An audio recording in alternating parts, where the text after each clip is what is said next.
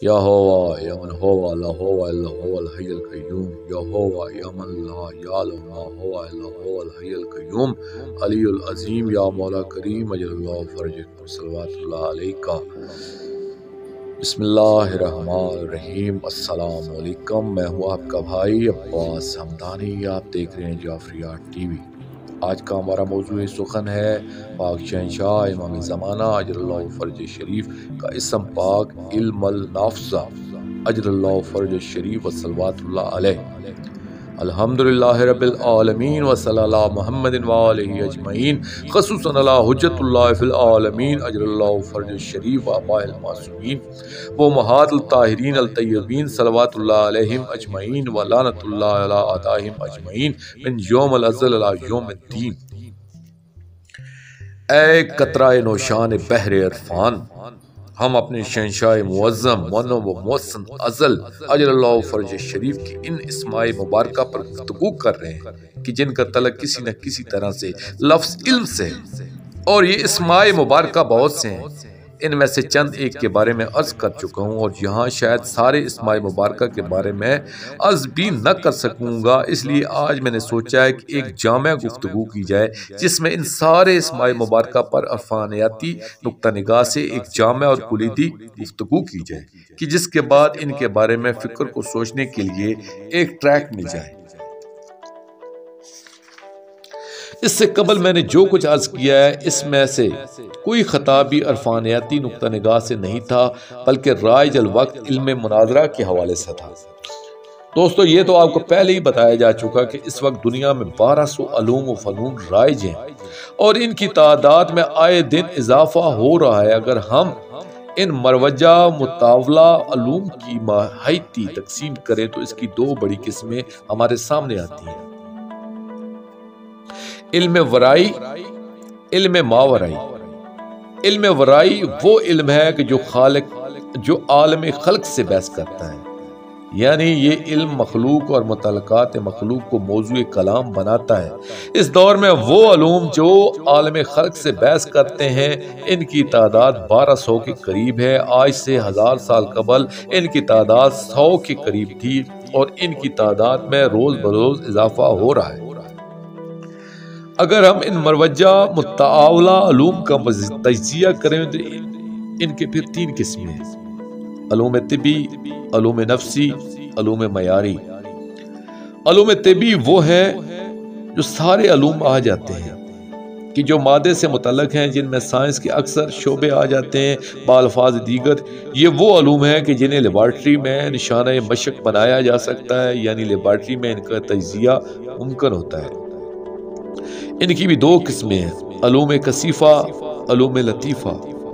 अलूम कसीफ़ा वो अलूम होते हैं जो मादे ही पर मुनहसर होते हैं, जैसे physics, chemistry, biology, geology, archaeology, astronomy वगैरह। अलूम लतीफ़ा की फिर 2 किस्में हैं, अलूम ज़ौक़ी, अलूम शौक़ी। अलूम ज़ौक़ी वो अलूम होते हैं कि जो इंसान के ज़ौक़ लतीफ़ के लिए बाइस तस्कीन बनते हैं, यानी जिनके वजूद से इंसान के साहिब ज़ौक़ होने का पता चलता है, जैसा कि शायरी है, मौसीकी है, अदब है, मुसव्वरी है, और इसमें शोबिज़ के सारे शोबे आ जाते हैं। इनमें से हर इल्म के अंदर कई अलूम होते हैं जिन पर इन अलूम की इमारत खड़ी होती हैं। जैसा कि शायरी है तो इसके बुनियादी अलूम में इल्म अरूज है, इल्म तख्ती है, इल्म कवाफ़ी है, इल्म ज़ाफ़ात है, इल्म सनाए है, इल्म बदाए है, इल्म तराकीब है, इल्म बलागत है वगैरह वगैरह। इनमें से कुछ अलूम ऐसे हैं जो जब तक नजरियाती थेरूम रहते हैं अलूम में शुमार होते हैं, और जब वो अमली हाइपोथेसिस हो जाते हैं तो इन्हें फ़न कहा जाता है। इसलिए इन अलूम में से 4 अलूम को फ़नून लतीफ़ा कहा जाता है। इसी तरह सर्फ और नहव वगैरह भी जब अमली हो जाते हैं तो फ़नून बन जाते हैं। शौकी अलूम वो होते हैं कि जो इंसान की शौक़ दरियाफ्त के लिए बाइस तस्कीन होते हैं, जैसे कि इल्म नजूम है, जुफर वगैरह हैं। मैं ये बात को बढ़ाना नहीं चाहता क्योंकि वक्त कम है। अलूम नफ्सी, अलूम तबी के बाद अलूम नफ्सी होते हैं जो किसी लेबॉर्ट्री में नहीं जांचे जा सकते, बल्कि इनकी लेबॉर्ट्री इंसान का अपना नफ्स होता है।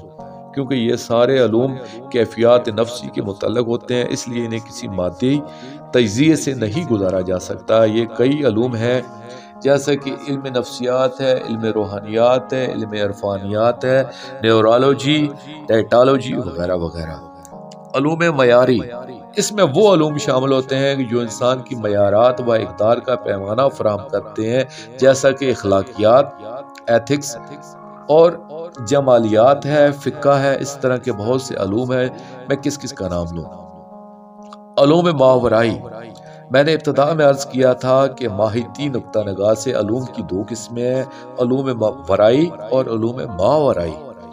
और ये भी अर्ज़ करना लाज़िम है कि अलूम मावराई वो अलूम होते हैं कि जो अल्लाह जल्ले जलालहू और अज़ल और इनवार इलाही और आलम अमर को मौज़ूए बहस बनाते हैं, यानी पूरे आलम मावरा के बारे में इंसान को एजुकेट करते हैं।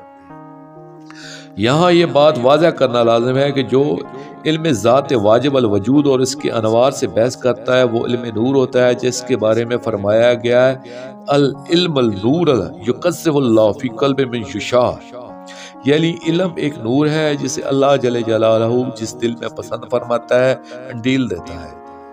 और जो आलम खल्क से बहस करता है वो इल्म नूर नहीं बल्कि गैर नूर है। हाँ, इन अलूम में जो अलूम दीन से मुतल्लिक़ हैं वह नूर इल्म के वसाइल व ज़राए ज़रूर बन सकते हैं। जैसा कि अगर कोई शख्स अपने घर में बिजली लाना चाहता है तो इसे केबल फिटिंग करवाना पड़ती है, जैसे बल्ब, ट्यूब्स लगवाना, पंखे, फ्रिज, AC लगवाना।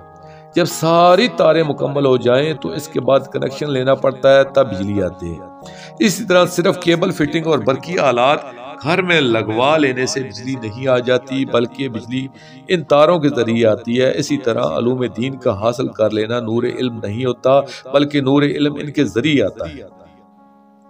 और नूर इल्म के हसूल के जो ज़राए हैं इनमें से एक ये ज़रिया है, वरना हकीकत यह है कि नूर इल्म के हसूल का सबसे बड़ा ज़रिया ज़ुहद फिद दुनिया है। जो आदमी ज़ुहद इख्तियार कर लेता है इससे बगैर तालीम व ताल्लुम के भी नूर इल्म हासिल हो जाता है। और जो शख्स अलूम दीन के हसूल के बाद भी दुनिया की तरफ राग़ब रहता है, इसके लिए ये अलूम दीन भी नूर इल्म के हसूल का ज़रिया नहीं बन सकते, बल्कि वो उलमाए सू में दाखिल हो जाता है और यही इल्म इसके लिए हजाब बन जाता है। अब आपने ये तो समझ लिया है कि इल्म क्या है, अब हम एक मंजिल और आगे बढ़ते हैं।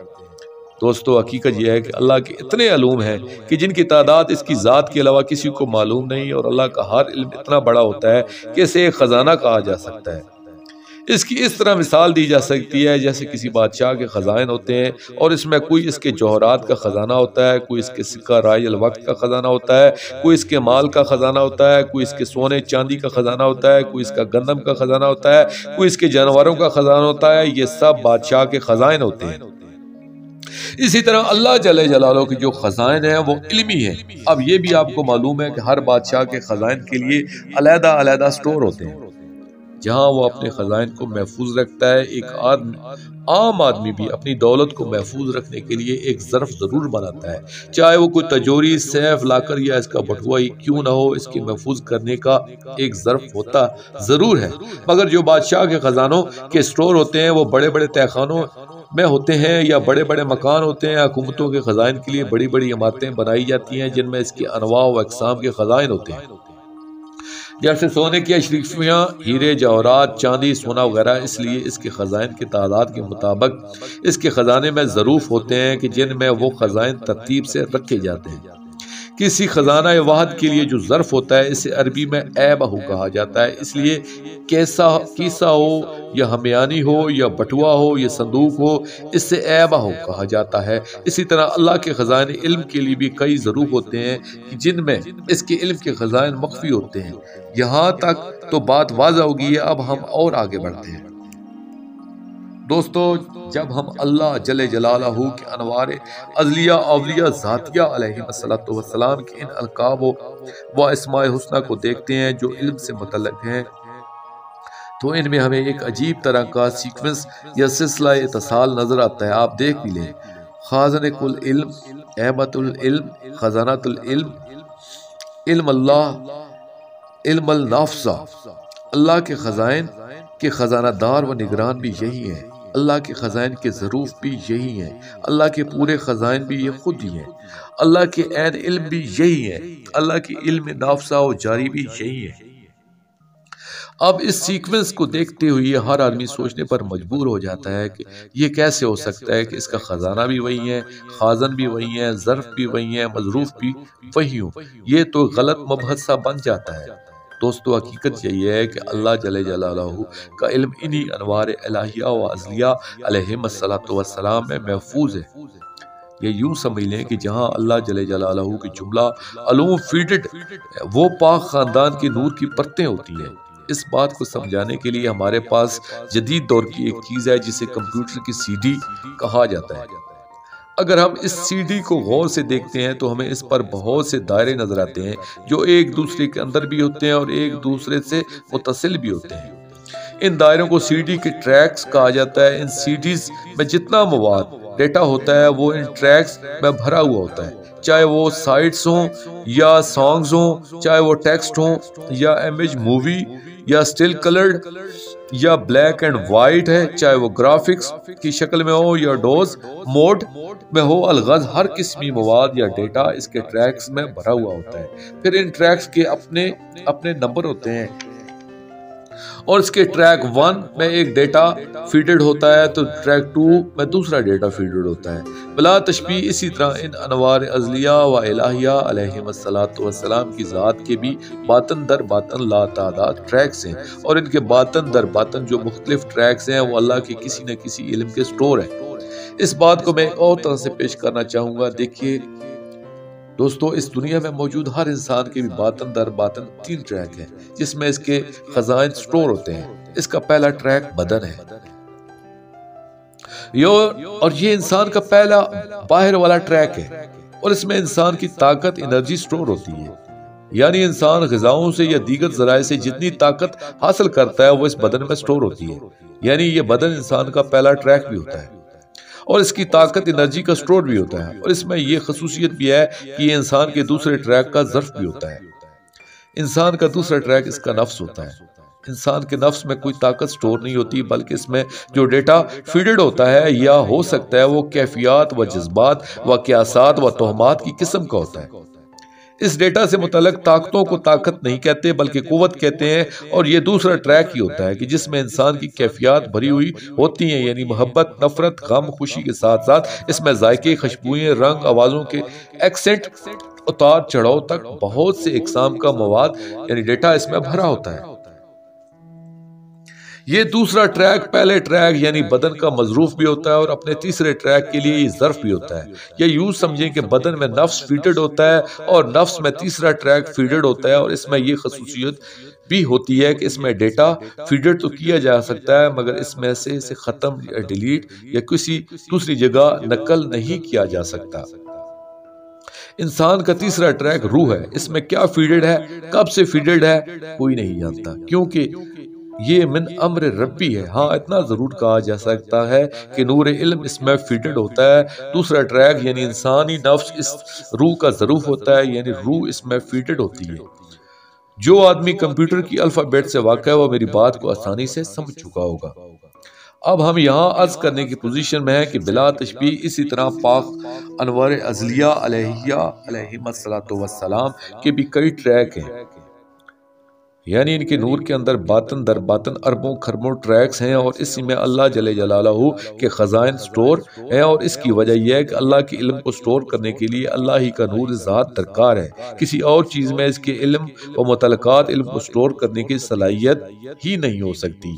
अब इस बात को समझने की पोजीशन में है कि इन्हें कहीं खजाना कहीं खजानादार क्यों कहा गया है। हकीकत यह है कि इनकी ज़ात के जो ट्रैक्स या परतें हैं ये इस्माए मुबारका इन्हीं की मुनासबत से बयान हुई है, क्योंकि अल्लाह जल्ल जलालहू का जो इल्म ज़ात है, जो इसे अपनी ज़ात के बारे में इल्म है, इसका स्टोर भी यही नूर ज़ात है। इसलिए इस ट्रैक के हवाले से इन्हें इल्म अल्लाह फरमाया गया है। जो अल्लाह की ज़ात के अलावा इससे मुतल्लक इल्म है, यानी सफ़ात व इस्माए हुस्ना का जो इल्म है वो भी इसी से मुतल्लक इल्म है।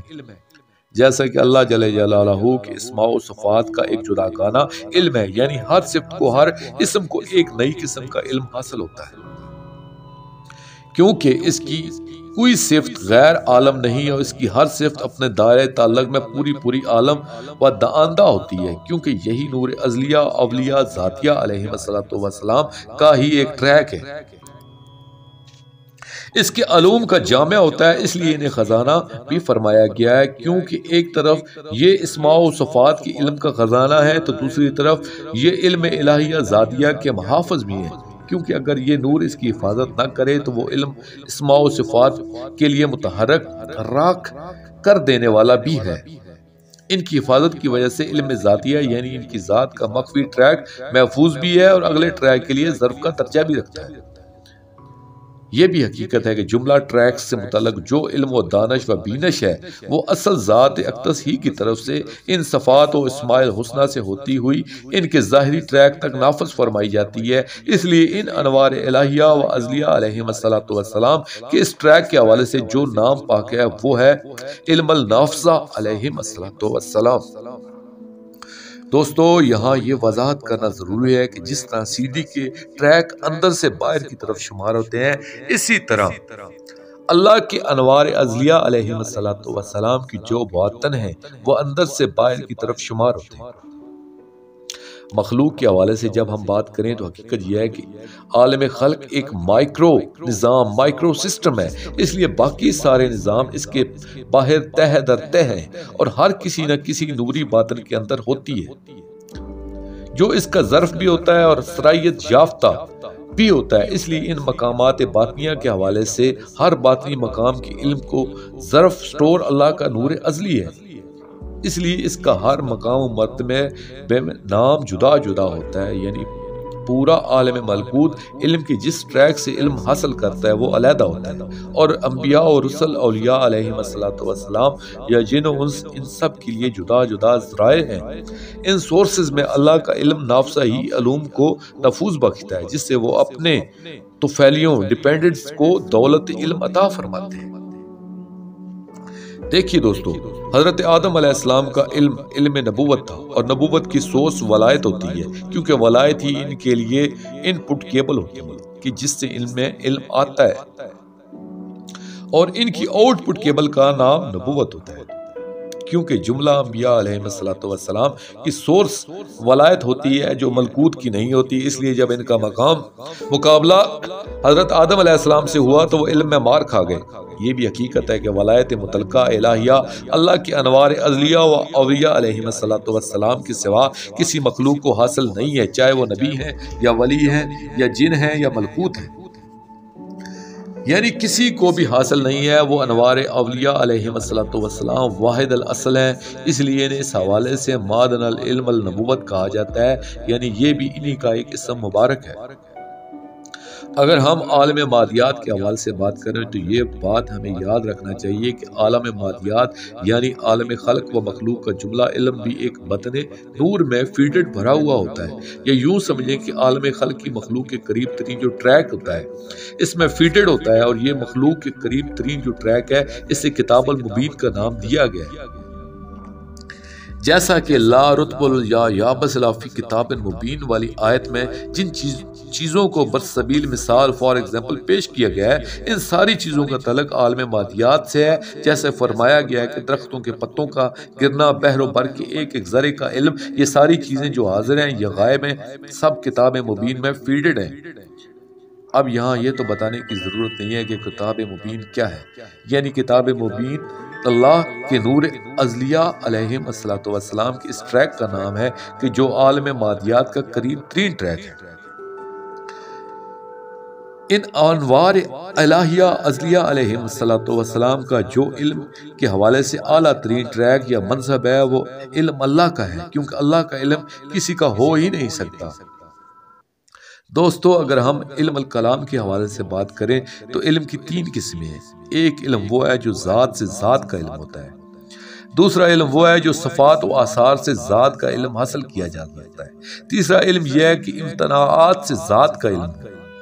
इन इल्म कलाम की इस्तिलाहात में बराहीन अनिया व बराहीन लमिया का नाम भी दिया जाता है। सारे मुतकल्लिमीन ये अच्छी तरह जानते हैं कि अल्लाह की ज़ात का ज़ात के ज़रिए इल्म हासिल करना आलम खल्क व आलम अमर की मखलूक के लिए मुहाल है। इसलिए अल्लाह को मालूम करने का हुक्म नहीं बल्कि इसकी मार्फत का हुक्म है, और मार्फत ज़ात से ज़ात की नहीं होती बल्कि आसार से ज़ात की होती है। यहाँ ये वजाहत कर दूं कि अरफानियाती मार्फत का दर्जा मार्फत कलामियत से बुलंद होता है, मगर वो मार्फत भी आसारी के मुशाहदा से हासिल होती है और मुशाहदा ज़ात का कभी भी नहीं हो सकता। इस पाक नूर अज़ल को जो अल्लाह का तारफ़ या पहचान मिलती है वो हर ट्रैक में जुदा गाना है, ताई के आलम ज़ाहिरी व माती में जब इनके अजसाम मरहू और अबदान मुनव्वर हदायत खल्क के लिए तशरीफ़ लाए तो यहाँ की मार्फत का मकाम और है और इनकी मार्फत अज़ली का मकाम और है। इसलिए इस दुनिया की मार्फत इलाही के बारे में फरमाया, तुम्हारी मार्फत का हक अदा नहीं हो सकता। इसका मतलब ये है कि कोई आलम भी आलम अंसरिया ज़ाहिरिया में अल्लाह जले जलालहू की कमा हुक्का मार्फत हासिल करने की सलाहियत ही नहीं रखता। इसकी मिसाल ऐसे है कि किसी आलमी शोहरत याफ्ता एथलीट दौड़ने वाले के हाथ पांव बांध कर इससे कहा जाए कि तू 100 मीटर की रेस के मुकाबले में शरीक हो जा, तो वो दौड़ना तो कुछ हिल भी नहीं सकेगा। इसी तरह जब ज़ाहिरियत की ज़ंजीरें पाँव में पड़ी हों तो कोई मखलूक परवाज़ नहीं कर सकती। जैसा कि हम देखते हैं कि हज़रत जिब्रील अलैहिस्सलाम ज़ाहिर होते थे और दहिया कल्बी की शक्ल में होते थे, तो इस शक्ल में रहते हुए कभी परवाज़ नहीं कर सकते थे, बल्कि वो खड़े खड़े गायब हो जाते थे। यानी पहले वहीं खड़े खड़े अपनी ज़ाहिरियत को बातनियत में बदलते थे, इसके बाद परवाज़ कर जाते थे। इससे ये गुमान नहीं करना चाहिए कि इनका ज़ाहिर और है और बातन और है। ये ज़ाहिर नऊज़ बिल्लाह कमज़ोर या नाकस है, ऐसा कुछ नहीं है, बल्कि इनका ज़ाहिर इनके बातन का लिबास है। हाँ, जब ये बातन में नज़ूल फरमाते हैं तो इनका बातन इनके ज़ाहिर का लिबास बन जाता है और वो इनसे जुदा नहीं होता, बल्कि इनके बातन का बातन भी बन जाता है। एक तरफ तो ये आलम है, मगर एक मकाम पर फरमाते हैं मिन अरफत रब्बी पर रब्बी, यानी हमने अपने रब को आसार से नहीं बल्कि इसकी ज़ात से पहचाना है। ये वो मकाम है कि जो इनका इल्म अल्लाह है वाला मकाम है और यही इनका सबसे आला ट्रैक है। और इसी मकाम पर आला पर ये फरमाते हैं लो का सफल खत्ता ला अज़दत यकीनन, यानी अगर ज़ात इलाही के सारे हजाबात हटा ही क्यों ना दी जाए तो हमारे यकीन में एक सिरे मुँह इजाफा मुमकिन नहीं है, क्योंकि इनके मकाम यकीन व मुशाहिदे के ऊपर कोई मकाम है ही नहीं। जैसा कि आज हर साइंसदान जानता है कि हर चीज़ का एक आखिरी दर्जा होता है जिससे एब्सोल्यूट बॉटम और एब्सोल्यूट टॉप कहा जा सकता है, कि जिससे ना कोई नीचे जा सकता है और ना कोई ऊपर, क्योंकि इसके नीचे वाले दर्जात भी नहीं होते और ऊपर वाले दर्जात भी नहीं होते। इसी तरह इनके और खालिक के माबैन औदना का जो मकाम है ये इस ज़ाहिरी व अतबारी मर्तबे का मकाम है, वरना इनके बातनी मकाम है तो इत्तिसाल ही इत्तिसाल है, विसाल ही विसाल है। और इसी मकाम आला के बारे में फरमाया गया था होवा नहनु व नहनु होवा, वो हम हैं और हम वो हैं। इनका यही मकाम है कि जिसके बारे में फरमाते हैं बैनी व बैनुल्लाह हालात होवा नहनु व नहनु होवा, यानी वो मकाम है कि जिसमें ये ऐन अल्लाह होते हैं और इनके ऐसे फरामीन में कोई तजाद व तनाकस भी नहीं है। दोस्तों, अब इस मकाम पर पहुंचने के बाद हम एक मंजिल आगे बढ़ते हैं, वो ये है कि हमने जिन्हें सीडी के ट्रैक से तशबीह दी थी वो अनवार इलाहिया व अज़लिया अलैहिस्सलातु वस्सलाम के मरातबे बातनी हैं और इनका हर मर्तबा गोया इनकी एक परत है और इनके दरमियान इल्म इलाही की एक रो दौड़ती है जो इनके मकाम इल्म अल्लाह से शुरू होती है और इनके मकाम ज़ाहिर तक आती है, यहाँ से फिर ऊपर जाती है। जैसा कि बरकी रो का सर्किट होता है जिसमें बरकी रो होती है, इसी तरह इनका इल्म अज़ल भी सर्कुलेट होता है और इसी इल्म की रो काम होता है। इनके मरातब बादिया को मकाम अल्लाह का इल्म सप्लाई करना और इनके मरातब बातनिया में इस इल्म को नाफज करना। दोस्तों, ये भी हकीकत है कि इनमें इल्म का नफूज कोई दूसरा कुव्वत नहीं करती, बल्कि वो भी इन्हीं की ज़ात के नूर का एक ओहदा है और इनके इस ओहदे और मर्तबे के हवाले से इन्हें एक और नाम पाक से पहचाना जाता है, यानी इनकी इल्म नाफज करने वाली हैसियत का नाम है इल्मुल नाफसा। ये बात हम अच्छी तरह जानते हैं कि हमारे शहंशाह ज़माना अजरल्लाहु फ़रजह शरीफ की ज़ियारतों में इसी नाम पाक से हम अपने शहंशाह ज़माना अजरल्लाहु फ़रजह शरीफ को ख़ताब करते हैं। दोस्तों, इस बात से ये नहीं समझना चाहिए कि इनके अनवार अज़लिया व अवलिया अलैहिस्सलातु वस्सलाम का कोई ट्रैक किसी वक्त किसी इल्म से खाली होता है, बल्कि इन ट्रैक्स में इल्म हमा वक्त मौजूद रहता है। ये इल्म इलेक्ट्रॉन की शक्ल में नहीं होता, बल्कि हमेशा हमेशा इनमें नाफज़ मौजूद रहता है। गोया ये लिबास इल्म हर वक्त इनके हर मर्तबे और हर हैसियत की कामों तो मौजूद पर इस्तवार रहता है और इस गलतफहमी को दूर करने के लिए भी हमारे शहंशाह मुअज़्ज़म अजरल्लाहु फ़र्ज शरीफ की ज़ियारतों में इनका एक इसम मुबारक मौजूद है, वो है इल्मुल मसबूब अजरल्लाहु फ़र्ज शरीफ। सब के मैनी पहनाना है, जैसे कि अरबी में कहा जाता है सबबत अल दरा अला ज़ैद व ज़ैद मसबूब बदर अल हसनियत, यानी मैंने ज़ैद को ज़रा बख्तर पहनाई और ज़ैद ज़रा बख्तर से मसबूब यानी मलबूस हो गया। अब इस मुबारक को देखें तो वो है इल्मुल मसबूब अजरल्लाहु फ़र्ज शरीफ, यानी पहनाया हुआ इल्म। अब ये सवाल पैदा होता है कि किसको पहनाया हुआ इल्म, तो इसका जवाब वही है कि ये इल्म अपने सारे ट्रैक, सारे मरातब इल्मिया ज़ातिया का पहनाया हुआ इल्म है, जो इनकी कामत मरातब से कभी भी जुदा नहीं होता। क्योंकि आज इस सिलसिले मजलिस का आखिरी खताब है, इसलिए मैं भी इस सिलसिले गुफ्तगू ख़त्म करने पर मजबूर हूँ, वरना इनमें से हर इस मुबारक एक अलग-अलग खताब का तकाजा करता है, मगर हम तो वक्त के तकाज़ों को अहमियत देते हैं। इसलिए आखिर में अर्ज़ करूँगा कि हमें ये दुआ करना चाहिए कि हमारे शहंशाह दौरां वली व मनम अज़ल अजरल्लाहु फ़र्ज शरीफ का ज़हूर इजलाल जल्दी हो, ताकि ये हमारा इल्म मुशाहिदात में बदल जाए और हम अपने अपने ज़र्फ़ के आखिरी किनारों तक नूर मार्फत से ममलू हो जाए, बल्कि इस तरह लबरेज़ हो जाए कि कुछ बाहर भी छलक जाए। हमारा ये फ़रीज़ा है कि हम हमेशा ये दुआ करते रहें, अल्लाहुम्मा अरनी तल्लतल रशीदत वल गुरतल हमीदत वाखल नाज़री बनज़रतल मतल आइया। ए हमारे मालिक मतलब हमें हमारे शहंशाह मुअज़्ज़म अजरल्लाहु फ़र्ज शरीफ के रुख अनवर की जलवा तूर से मुशर्रफ फरमा और इनके लायक हम्द व सना तजल्ली का एजाज़ बख्श दे और इनकी ज़ियारत इलाहिया को हमारी आँखों का काजल बना दे, आमीन या रब्बल आलमीन। दोस्तों, आखिर में मैं शुक्रिया अदा करूँगा अपने मुर्शिद करीम सैयद मोहम्मद जाफ़र ज़मान नक़वी अल बुखारी सरकार दामज़िल्लाहु ताला का। ये मज़मून मैंने उनकी किताब नहजुल मारिफ़त फ़ी इस्माउल कायम अजरल्लाहु फ़र्ज शरीफ जिल्द 2 से पेश किया।